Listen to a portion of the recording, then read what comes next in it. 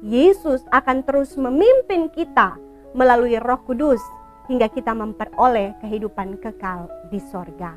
Di sanalah kita akan merasakan bentuk kepemimpinan yang paling sempurna. Itulah pemerintahan Kristus. Yesus Kristus akan memerintah sebagai Raja di atas segala raja, Tuan di atas segala tuan.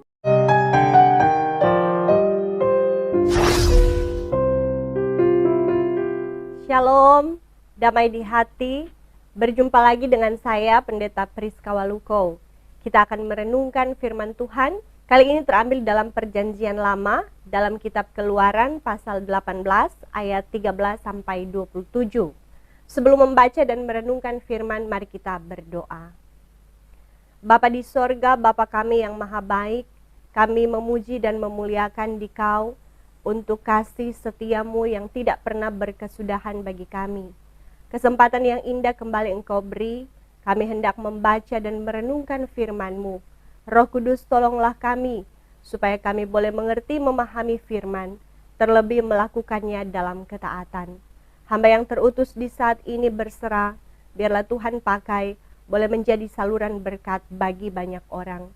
Ini doa dan permohonan kami, yang kami bawa di dalam nama Yesus Kristus, yang adalah firman kehidupan. Amin. Bacaan kita dalam perikop pengangkatan hakim-hakim. Keesokan harinya duduklah Musa mengadili di antara bangsa itu. Dan bangsa itu berdiri di depan Musa dari pagi sampai petang. Ketika mertua Musa melihat segala yang dilakukannya kepada bangsa itu, berkatalah ia, "Apakah ini yang kau lakukan kepada bangsa itu? Mengapakah engkau seorang diri saja yang duduk, sedang seluruh bangsa itu berdiri di depanmu dari pagi sampai petang?" Kata Musa kepada mertuanya itu, "Sebab bangsa ini datang kepadaku untuk menanyakan petunjuk Allah. Apabila ada perkara di antara mereka, maka mereka datang kepadaku, dan aku mengadili antara yang seorang dan yang lain. Lagi pula aku memberitahukan kepada mereka ketetapan-ketetapan dan keputusan-keputusan Allah." Tetapi mertua Musa menjawabnya, "Tidak baik seperti yang kau lakukan itu. Engkau akan menjadi sangat lelah, baik engkau, baik bangsa yang beserta engkau ini, sebab pekerjaan ini terlalu berat bagimu. Takkan sanggup engkau melakukannya seorang diri saja. Jadi sekarang dengarkanlah perkataanku. Aku akan memberi nasihat kepadamu, dan Allah akan menyertai engkau. Adapun engkau wakililah bangsa itu di hadapan Allah, dan kau hadapkanlah perkara-perkara mereka kepada Allah. Kemudian haruslah engkau mengajarkan kepada mereka ketetapan-ketetapan dan keputusan-keputusan, dan memberitahukan kepada mereka jalan yang harus dijalani, dan pekerjaan yang harus dilakukan. Di samping itu kau carilah dari seluruh bangsa itu orang-orang yang cakap dan takut akan Allah, orang-orang yang dapat dipercaya dan yang benci kepada pengejaran suap. Tempatkanlah mereka di antara bangsa itu menjadi pemimpin 1.000 orang, pemimpin 100 orang, pemimpin 50 orang, dan pemimpin 10 orang. Dan sewaktu-waktu mereka harus mengadili di antara bangsa, maka segala perkara yang besar haruslah dihadapkan mereka kepadamu, tetapi segala perkara yang kecil diadili mereka sendiri. Dengan demikian mereka meringankan pekerjaanmu, dan mereka bersama-sama dengan engkau turut menanggungnya. Jika engkau berbuat demikian, dan Allah memerintahkan hal itu kepadamu, maka engkau akan sanggup menahannya, dan seluruh bangsa ini akan pulang dengan puas senang ke tempatnya." Musa mendengarkan perkataan mertuanya itu, dan dilakukannya segala yang dikatakannya. Dari seluruh orang Israel, Musa memilih orang-orang cakap dan mengangkat mereka menjadi kepala atas bangsa itu, menjadi pemimpin 1.000 orang, pemimpin 100 orang, pemimpin 50 orang, dan pemimpin 10 orang. Mereka ini mengadili di antara bangsa itu sewaktu-waktu. Perkara-perkara yang sukar dihadapkan mereka kepada Musa, tetapi perkara-perkara yang kecil diadili mereka sendiri. Kemudian Musa membiarkan mertuanya itu pergi, dan ia pulang ke negerinya. Demikianlah firman Tuhan. Yang berbahagia adalah kita yang merenungkan, memelihara, dan melakukan firman. Saudaraku, kitab Keluaran adalah kitab kedua dari 5 kitab Musa yang juga disebut Pentateuch. Kitab ini mencatat peristiwa penting dalam sejarah bangsa Israel, yakni keluarnya bangsa Israel dari Mesir setelah mereka diperbudak selama 430 tahun. Adapun Musa diutus Allah menjadi pemimpin untuk membebaskan bangsa Israel. Dalam kitab Keluaran kita akan mendapati catatan utama mengenai kitab ini adalah tentang penebusan atau pembebasan dari perbudakan. Melalui kitab Keluaran akan banyak gambaran yang membantu kita melihat dan mengerti penebusan kita sendiri melalui Tuhan kita Yesus Kristus, yang disebut sebagai anak domba Allah yang menanggung dosa dunia. Karena itu secara garis besar dari 40 pasal di dalamnya, ada beberapa tema yang bisa didapat dari kitab Keluaran. Pasal 1 sampai 18 berbicara tentang pembebasan. Titik beratnya adalah tangan Tuhan. Bagian ini menceritakan kemenangan Allah Israel atas dewa-dewa Mesir dan pembebasan umatnya dari perbudakan. Pasal 19 sampai 24 tentang pemisahan. Titik beratnya adalah kekudusan Tuhan. Bagian ini menceritakan bagaimana Allah dan bangsa Israel mengikat diri dalam perjanjian Sinai. Pemberian hukum-hukum Allah kepada umat agar mereka hidup berbeda dari bangsa-bangsa lain dan sepenuhnya berbakti kepada Allah. Pasal 25 sampai 40 tentang tempat kediaman. Titik beratnya ialah rumah Tuhan dan para imam yang melayani di dalamnya. Bagian ini menceritakan bagaimana seharusnya pelayanan terjadi di kemah suci, tempat Tuhan hadir. Dan ini pun menggambarkan bayangan tentang pekerjaan Yesus Kristus dan pelayanannya di sorga sebagai imam besar.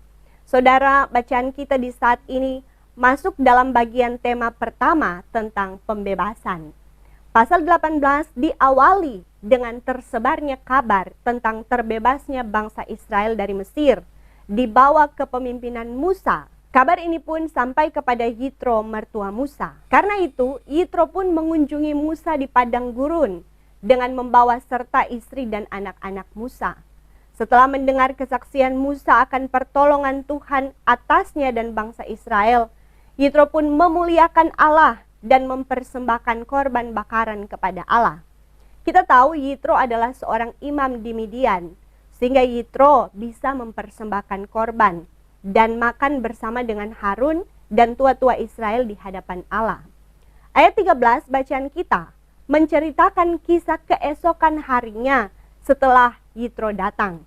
Saat itu duduklah Musa di hadapan bangsa Israel untuk melakukan tugasnya. Musa bertugas sebagai pemimpin sekaligus sebagai hakim bagi umat Israel. Karena itu di ayat ini tertulis, Musa mengadili di antara bangsa itu.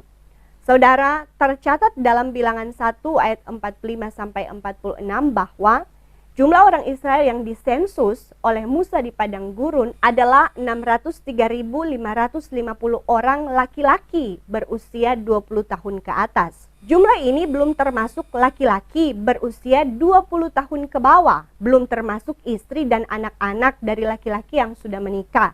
Kemudian juga ada orang Lewi, kemudian juga perempuan yang belum menikah. Bahkan ada orang-orang dari bangsa lain yang ikut serta dengan mereka. Sehingga bisa diperkirakan jumlah orang yang keluar dari Mesir dan berada di padang gurun saat itu kurang lebih sekitar 2 juta jiwa. Dan Musa harus menghadapi umat sebanyak ini sebagai satu-satunya hakim bagi perkara mereka sehari-hari. Sehingga tertulis di ayat 13 ini bahwa Musa harus menghadapi mereka yang berdiri di hadapannya dari pagi sampai petang. Karena itu ayat 14 menunjukkan bahwa Yitro yang melihat peristiwa itu kemudian berbicara kepada Musa. Yitro mempertanyakan apa yang dilakukan Musa terhadap bangsa itu. Mengapa Musa sendiri yang duduk sedangkan bangsa itu berdiri di hadapan Musa dari pagi sampai petang?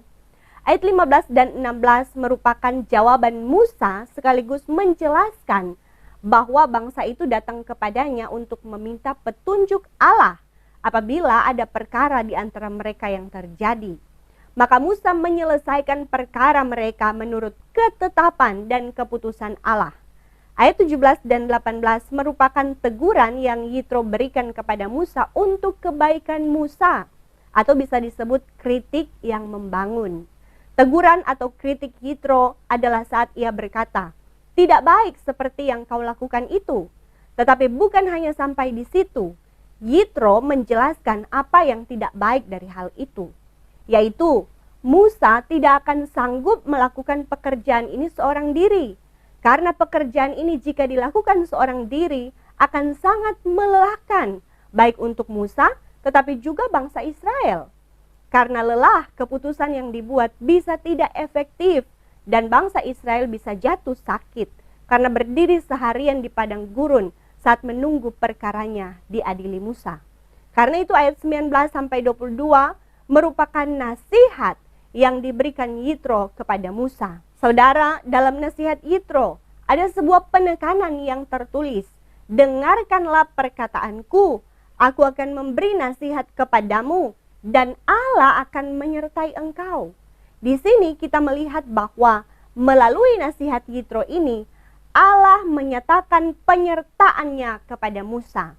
Jadi nasihat Yitro bukan sekedar berasal dari Yitro secara pribadi, tetapi bahwa Yitro menjadi penyambung lidah Allah untuk menuntun Musa dalam tugasnya. Selanjutnya kita melihat bagaimana Yitro menasihatkan Musa untuk membawa umat yang memiliki perkara kepada Tuhan, tetapi di samping itu Musa juga harus mengajarkan kepada mereka ketetapan-ketetapan atau hukum-hukum Tuhan dan memberitahukan jalan hidup yang benar dan sesuai kehendak Allah, agar umat itu sendiri telah memiliki pegangan yang menuntun mereka agar bertindak sesuai ketetapan, hukum, dan kehendak Tuhan.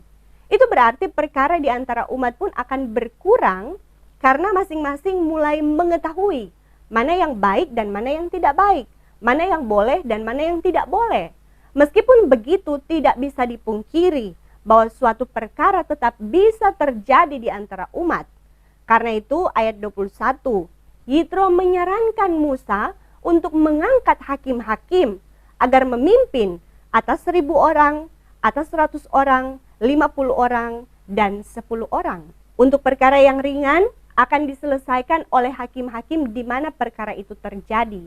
Tetapi untuk perkara yang besar dan sukar, barulah dihadapkan kepada Musa. Dengan demikian, hakim-hakim ini diharapkan bisa meringankan pekerjaan Musa. Terlebih, perkara umat bisa diselesaikan dengan lebih efektif.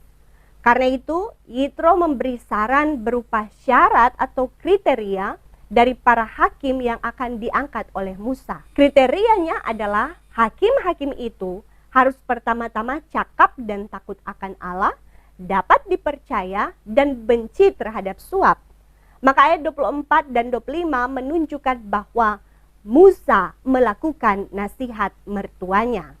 Diangkatlah orang-orang yang sesuai kriteria menjadi hakim dan pemimpin atas 1.000 orang, 100 orang, 50 orang, dan 10 orang. Ayat 26 menunjukkan pekerjaan itu pun berjalan dengan baik sesuai yang dikatakan Yitro di ayat 23. Bahwa seluruh bangsa ini akan pulang dengan puas senang ke tempatnya. Saudaraku, dari bacaan ini, ada beberapa hal yang bisa kita renungkan untuk menuntun kita di masa menjelang agenda besar gerejawi, yakni pemilihan pelayan khusus di bulan Oktober ini. Yang pertama, nasihat yang baik adalah bentuk penyertaan Tuhan dalam hidup kita. Saudara, menurut Kamus Besar Bahasa Indonesia, nasihat adalah ajaran atau pelajaran baik, anjuran atau petunjuk, peringatan, teguran yang baik. Dalam bacaan kita, nasihat yang baik kita dapati diberikan oleh Yitro kepada Musa, mertua kepada menantunya. Di sini kita mendapati Yitro punya kepedulian terhadap kebaikan Musa dan bangsa Israel. Sehingga Yitro berbeban untuk menasihatkan Musa bagi kebaikan mereka bersama. Tetapi kita harus melihat bahwa nasihat Yitro bukan semata-mata dari Yitro pribadi, tetapi dari Tuhan.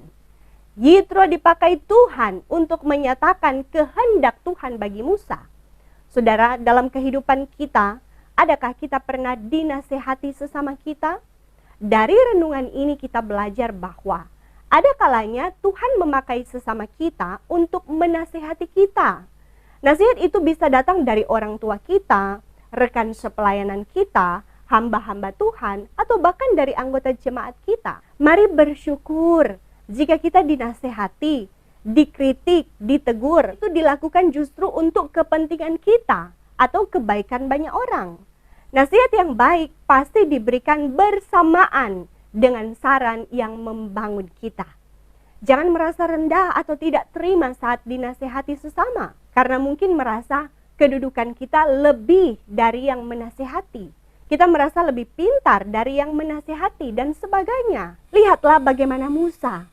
Kendati ia adalah seorang pemimpin hebat yang telah membawa umat Israel keluar dari Mesir, bahkan ia telah berbicara berhadap-hadapan langsung dengan Allah. Ia bisa mendengar petunjuk secara langsung dari Allah.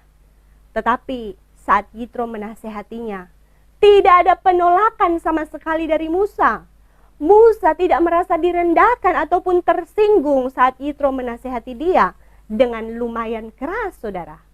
Karena Yitro berkata, tidak baik seperti yang kau lakukan itu. Musa dengan rendah hati mendengar nasihat Yitro, bahkan menurutinya.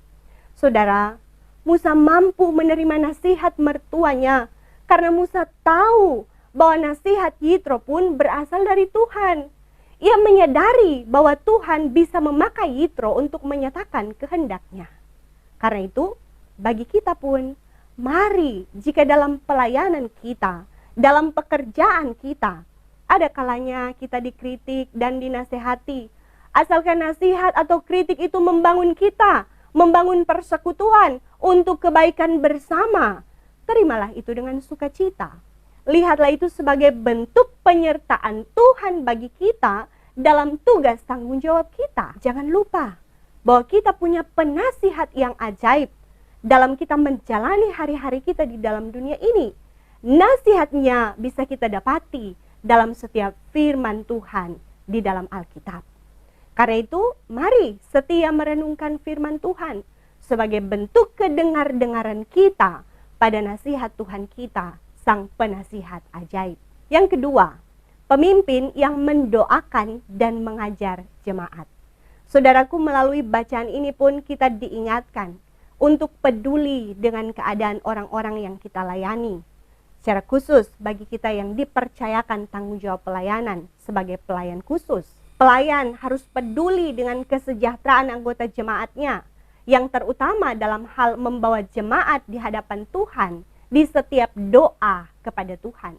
Kemudian ajarkanlah jemaat tentang hukum dan ketetapan-ketetapan dari Tuhan, baik melalui firman Tuhan, tetapi juga melalui ajaran-ajaran gerejawi atau dogma, termasuk aturan-aturan yang berlaku di dalam gereja kita.